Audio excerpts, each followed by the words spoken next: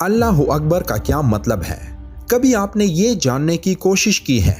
ہم صرف یہی جانتے ہیں کہ اللہ اکبر کا مطلب ہے اللہ بڑا ہے۔ اب اللہ کتنا بڑا ہے اس کا اندازہ کوئی نہیں لگا سکتا۔ اسی طرح حضرت محمد صلی اللہ علیہ وآلہ وسلم نے حضرت جبرائیل علیہ السلام کے پروں کے بارے میں فرمایا کہ ان کے 600 پر تھے۔ اب وہ پر کتنے لمبے تھے اور کیسے تھے اس کے بارے میں صرف ہم اپنے ذہن میں ایک خاکہ ہی بنا سکتے ہیں، باقی ان کا علم اللہ کے سوا کسی کے پاس نہیں۔ اسی طرح سورہ رحمان میں اللہ نے 2 مشرق اور 2 مغرب کا ذکر کیا ہے۔ تو اب اس کا کیا مطلب؟ کیا مشرق اور مغرب 2 ہیں؟ اور اگر 2 ہیں تو کیا پھر سورج بھی 2 ہوں گے؟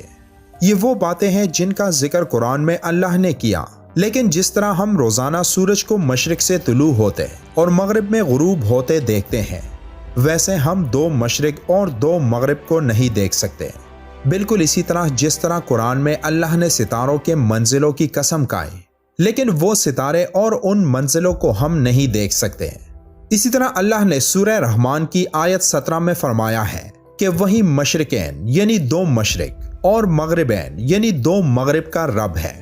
اب اس آیت کا کیا مطلب ہے؟ اسے ہم قرآن اور سائنس کی روشنی میں سمجھنے کی کوشش کریں گے۔ سورہ رحمان میں اللہ نے 2 مشرق اور 2 مغرب کا ذکر کیا ہے، لیکن سورہ المعارج میں اللہ نے 2 سے زیادہ مشرق اور 2 سے زیادہ مغرب کا ذکر بھی کیا ہے۔ اس سورت کی آیت 40 میں ذکر ہے، تو مجھے تمام مشرقوں اور تمام مغربوں کے رب کی قسم۔ اس آیت سے یہ ثابت ہوتا ہے کہ 2 سے بھی زیادہ مشرق اور 2 سے بھی زیادہ مغرب موجود ہیں۔ اب سائنس نے اپنی تحقیق و ثبوت اور دلیل کی بنیاد پر ثابت کیا ہے کہ 1 مشرق ہے، 2 مشرق ہیں اور بے شمار مشرق ہیں۔ قرآن کریم میں ارشاد باری ہے 1 مشرق ہے، 2 مشرق ہیں اور بے شمار مشرق ہیں۔ اسی طرح 1 مغرب ہے، 2 مغرب ہیں اور بے شمار مغرب ہیں۔ جغرافیہ کی سائنس ہمیں یہ بتاتی ہے کہ سورج مشرق سے طلوع ہوتا ہے، لیکن اس کے طلوع ہونے کا مقام سارا سال تبدیل ہوتا رہتا ہے۔ سال میں 2 دن یعنی 21 مارچ اور 23 ستمبر ایسے ہیں جب سورج عین مشرق سے طلوع ہوتا ہے، یعنی خط استوا پر سفر کرتا ہے۔ موسم گرما کے دوران میں 22 جون کو سورج مشرق کی ایک انتہا سے نکلتا ہے، تو موسم سرما میں بھی ایک خاص دن یعنی 22 دسمبر کو سورج مشرق کی دوسری انتہا سے نکلتا ہے۔ اسی طرح سورج موسم گرما میں یعنی 22 جون اور موسم سرما میں یعنی 22 دسمبر کو مغرب میں 2 مختلف انتہاؤں پر غروب ہوتا ہے۔ یعنی سال میں جو سردی اور گرمی کے موسم بدلتے ہیں، تو سائنس کے مطابق یہی 2 مشرق اور 2 مغرب ہیں۔ 2 سے زیادہ مشرق اور 2 سے زیادہ مغرب کے لیے سائنس یہ کہتی ہے کہ سورج جو ہر روز ایک نئے پوائنٹ سے طلوع اور غروب ہوتا ہے، تو اس کا مطلب 2 سے زیادہ مشرق اور 2 سے زیادہ مغرب ہے، جو کہ آسانی سے سمجھ آنے والی بات ہے۔ اب قرآن میں ان 3 مقامات پر غور کریں کہ جہاں مشرق اور مغرب کا ذکر آیا ہے۔ سورہ شعراء کی آیت نمبر 28 ہے، اللہ 1 مشرق اور مغرب کا رب ہے۔ سورہ رحمان آیت نمبر 17 میں آیا ہے، اللہ 2 مشرقوں اور 2 مغربوں کا رب ہے۔ اور سورہ المعارج کی آیت نمبر 40 میں ہے، اللہ بے شمار مشرقوں اور مغربوں کا رب ہے۔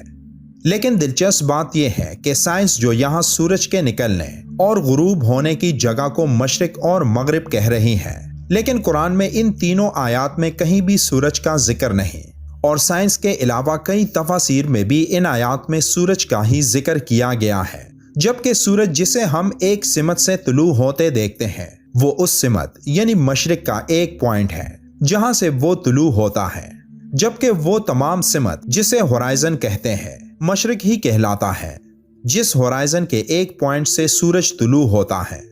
ہماری پوری کائنات ملٹی ڈائمینشن ہے، اور جب آپ کائنات کو ملٹی ڈائمینشن زاویے سے دیکھیں تو یہ آیات انتہائی آسانی سے سمجھ میں آ جاتی ہے کہ ہماری کائنات میں لاتعداد ڈائمینشنز ہیں، اور یہ تمام ڈائمینشنز کائنات کو 2 برابر حصوں میں تقسیم کرتے ہیں، یعنی آدھی برابر ڈائمینشنز کائنات کے ایک طرف اور آدھی برابر ڈائمینشنز کائنات کی دوسری طرف، اور یہ ایک آدھا حصہ مشرق اور آدھا حصہ اس کائنات کا مغرب بن جاتا ہے، اور کائنات کے ان برابر حصوں کے ایک چھوٹے نقطے سے سورج طلوع اور غروب ہوتا ہے، جو کہ اس کائنات کے مشرقی اور مغربی حصے میں آتا ہے۔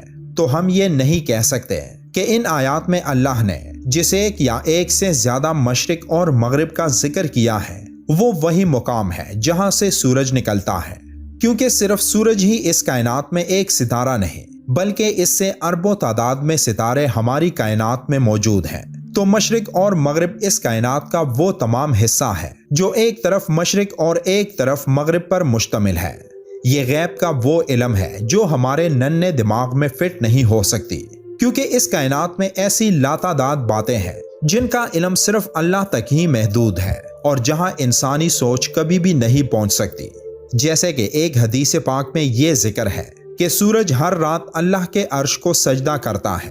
تو یہ ایسی باتیں ہیں جو ہم ڈائریکٹلی نہیں سمجھ سکتے، کیونکہ یہ بات کوئی کیسے تسلیم کر سکتا ہے کہ سورج اللہ کے عرش کو کیسے سجدہ کر سکتا ہے، لیکن حدیث پاک میں آیا تو ہم اس پر ایمان رکھتے ہیں۔